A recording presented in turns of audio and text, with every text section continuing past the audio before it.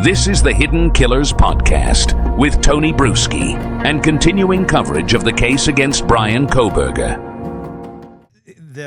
Howard Bloom had done some very interesting work. He's done a lot of interesting reporting on this case. He's written the book, and he's also continued to write about it in many articles. Airmail, he's had some very interesting ones as of late, and we've talked about that on the show a bit. And he was speaking about Dr. Catherine Ramsland, who we've had on the show as well.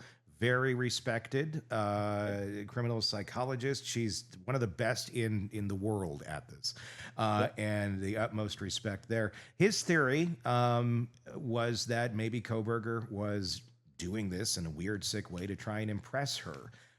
To be the bigger person in the room, even than her, because that seems to be what Kohberger liked to do on what he perceived as kind of a psychological level.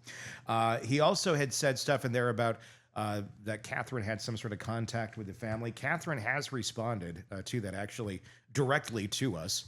Oh, wow. And let me read her writing here. In fact, I got to turn around because I can't see it very well on that screen over there.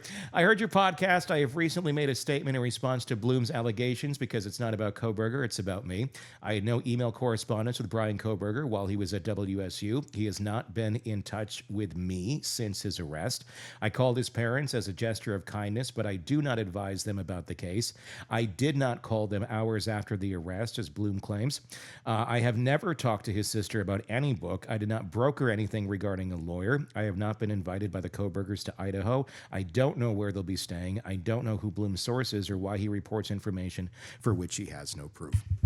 So I let her know, hey, I'm going to put this out there a lot in the future about this to hear her side of this. Against Bloom's allegations that were made. He has since apologized as well and at least kind of clarified on his own Twitter about it and saying, okay, well, this is a theory, so to speak. And okay, take all the parts out of that where he was talking about her having communication. He's said, okay, I believe you. That was, my wrong, whatever. I like this though. I mean, that's really consistent with what you'd expect from someone of her position, of her background, of her relationship with him. That looks very, again, we're always looking for congruency and anything that spikes out. That looked really congruent. But I still like Howard's theory that he did this for her, but not in that way in which I think he initially intended it, or at least we consumed it. I still kind of go with the undercurrent of, remember, people that are high on narcissism, psychopathy, it's all about grandiosity.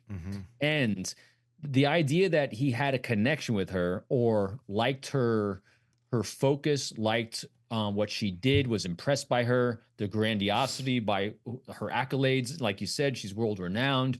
So what better grandiosity than to be the study of his favorite professor and someone of this notoriety. So I really I think, again, it's never just one thing, but I think that makes reasonable sense to me that someone again, if it's him or someone like him, would be going for that kind of notoriety from someone like her, not because she's going to say, oh my God, this is the best ever. No, because she's going to study him. Yeah. Because remember, part of what he's trying to do is trying to figure out who he is and why he is like he is.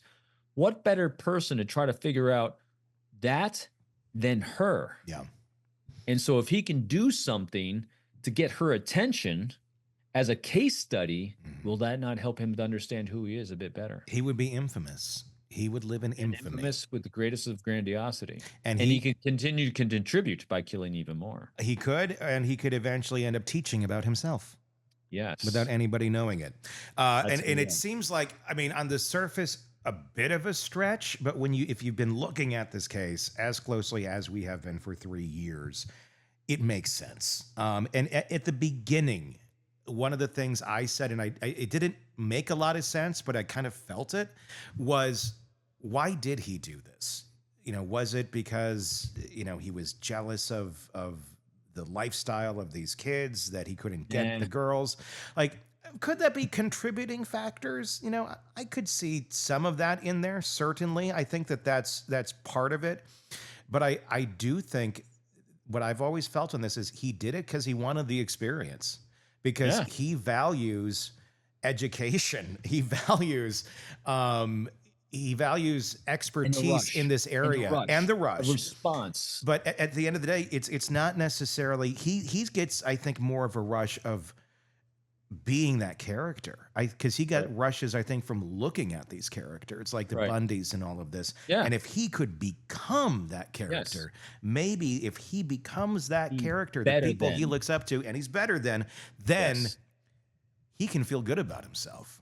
Yes, that's what I think the pursuit here is with most of these people. And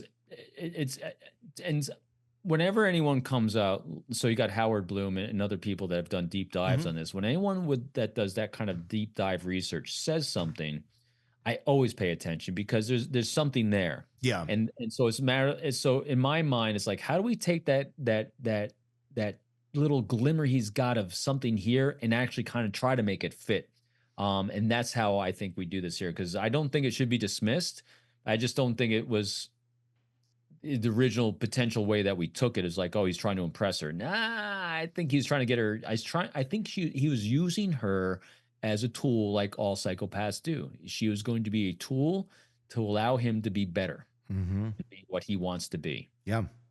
Yeah. I don't think it was like sexually motivated or anything like that towards Catherine. I do think there was certainly a sexual motivation towards the girls, or one of the girls at least, based on... The odds say that because that's what psychopaths do. Yeah. So I think that was there. Serial killers, I should say. Serial killers. Plus he had a penchant. I mean, from the Dateline reporting and the pictures that we saw that they reported on, there was a certain characteristic of all of those women that he put on his phone. It seemed to be consistent in all of them, and also consistent in the victims as well. One could say, well, he's a guy. Like, yeah, to a certain extent, but I don't know a lot of guys that are doing this the way he was. It was a very backwards ass way of... I mean, he's like taking pictures from other people's Facebook pages and stuff and putting them on his phone. And like, there's plenty of places if you want to find pretty looking ladies without like creepily stalking-ish people that you are surrounded by in real life. That seems creepy. But again, it speaks to a lot of elements that will probably never make it into the court conversation, but it does make sense when you look at the character and the grandiosity. Another piece of this that we've talked about many times, but again, with this context, makes it make a little more sense. That would be the Papa Rogers online persona, which really seems to be a nod to Elliot Rogers, the incel that killed all those people. And then the fact that his profile picture looks exactly like Bryan Kohberger before anybody knew who Bryan Kohberger was. And the Papa Rogers profile also tweeted out things that had absolutely no public knowledge about the knife sheath, about some of the possible thought processes that were going on at the time. So he was really into the cat and mouse game. I think he was going to try and play that for longer, but I think the walls started closing in, and that's why he's and part of this too is experimentation to see what works for him. And so see where he's getting the rush. If this doesn't work, we'll try something else. Because serial killers evolve, into who they become, to get what they, for the fantasy they need to have. And so part of that process is, dabbling in different areas to see if this works, to see if this works, to see if this works. And I think he was on his most recent iteration was what he did. Again, if guilty. He's so stoic in court. You get no emotion out of him whatsoever, no matter what is being talked about. I mean, that just may be, his attorney said, don't show emotion. I don't know the answer to that, but maybe she did. And maybe he's very good at following the rules and those sort of rules, very, like academic type rules. And that's just what he's doing. But I mean, what does that say to you about any of this? I mean, does it say anything at all that he's being so stoic? Is he sitting there? Is he rationalizing this behavior? Is he thinking that, well, they had it coming, he's in the right? I mean, let's assume he did it. What the hell do you think is going on in his mind in court? I literally just think he's taking in data. I mean, that's all he's doing. I don't think he's having an emotional response. If I didn't do it, I did do it. They're wrong. They had it coming. I don't think any of that's going through his head. I think what's going through his head is, work the problem. He's a problem worker. Yeah. And his problem that he was working was him and his need for this rush, and this is the solution he came up with. I mean, so I just think he's working that problem by taking in more data, by taking in the environment, taking in what's going on. And as for lack of emotion, whether he's getting direction or not, I mean, is there really an emotion he could exhibit that you think would be appropriate? I don't know the answer to that because You know what I mean? you don't want to show guilt. You don't want to show but I guess, if you want to be found, like? I don't know. I don't, you don't want to, but I think if there is one appropriate emotion, if you want to be found innocent in this, would be horror, would be empathy, would be incapable. Like, oh my God, and just incapable. Yes, you're exactly right. Kohberger is kind of like AI. He's like the human version of AI, where it's if AI were to be transplanted into a human being, Bryan Kohberger would be it. The empathy element isn't there. Although I think AI can pretend to know empathy better than he can. I think my AI talks better than he does. Yes. But it really isn't. It's just very data driven. And sometimes the data in AI, it produces something where it thinks it's just 1000% on, and it'll give you a bunch of reasons why. And you go, wait a second, look at this. It's like, ooh, I apologize for that. And it just completely misses it. And I think someone with Kohberger's line of thinking is a lot like that, can bring up far more points than the average human being could into how you can be successful at this task. But at the same point, there's going to be some sort of hiccup in there. There's going to be some sort of delusion or illusion in there that doesn't make sense to the rest of it, but somehow in his mind just came up because the empathy doesn't exist. And then that gets slipped in and it throws the whole thing to hell, which is, I think, what it pretty much happened here. Agreed. It's a creepy story. There's a lot to come. The judge also not very happy with Dateline on this. They're doing their reporting. They got a source. I mean, just like, government officials have sources, reporters have sources, everybody's got sources. That's how we end up finding out information.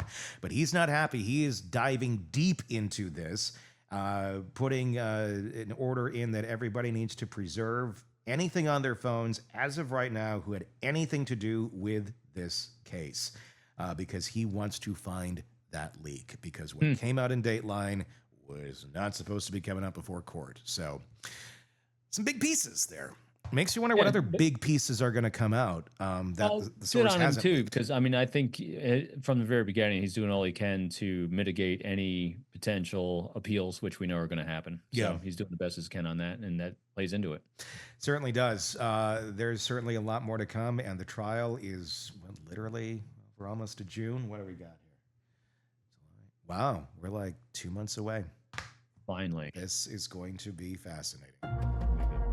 Craving non-stop true crime updates? Press subscribe now and get the latest cases, analysis, and expert commentary delivered straight to your feed.